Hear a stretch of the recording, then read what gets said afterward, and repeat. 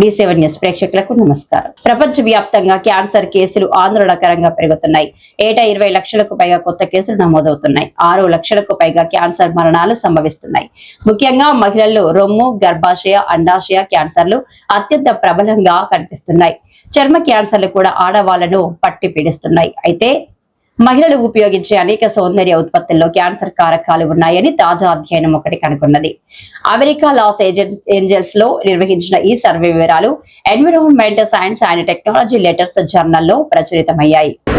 ఈ సర్వేలో భాగంగా అమెరికాకు చెందిన 64 మంది మహిళలను ఎంచుకున్నారు.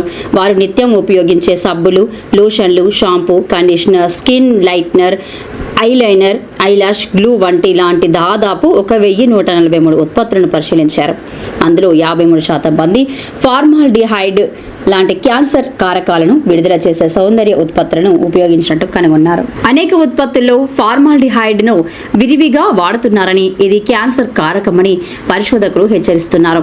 దీని నుంచి విడుదలయ్యే వాయువులు క్యాన్సర్ ను కలుగజేయడమే కాకుండా శరీరంపై దద్దుర్లు, జుట్టు, గోళ్లపైన ప్రభావం చూపుతాయని చెబుతున్నారు. వీటిని అలాగే వాడితే దీర్ఘకాలంలో రొమ్ము క్యాన్సర్ తో పాటు గర్భాశయ, అండాశయ క్యాన్సర్ బారిన పడే ప్రమాదం ఉందని హెచ్చరిస్తున్నారు.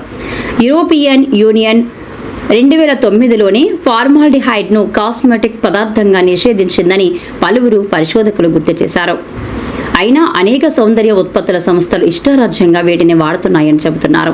అయితే ఆయా ఉత్పత్తుల లేబుల్స్ పై ఫార్మాల్డిహైడ్ గురించిన వివరాలు ప్రత్యక్షంగా ఇవ్వడం లేదని, చాలా వరకు దాని రసాయనిక పేర్లనే వాడుతున్నారని తెలిపారు. కాబట్టి వినియోగదారులు సౌందర్య ఉత్పత్తులను కొనుగోలు చేసే సమయంలో లేబుల్స్ ను క్షుణ్ణంగా చదవాలని సూచిస్తున్నారు. ఏ రకమైన ఉత్పత్తులు అనారోగ్యానికి గురి చేస్తాయో తెలుసుకోవడానికి రసాయన శాస్త్రవేత్తలే కావాల్సిన అవసరం లేదని, కాస్త అవగాహన ఉంటే చాలని అంటున్నారు. అందంగా ఉండాలని ఆరాటపడుతూ లేనిపోని రోగాలు కొని తెచ్చుకోవద్దని సలహా ఇస్తున్నారు.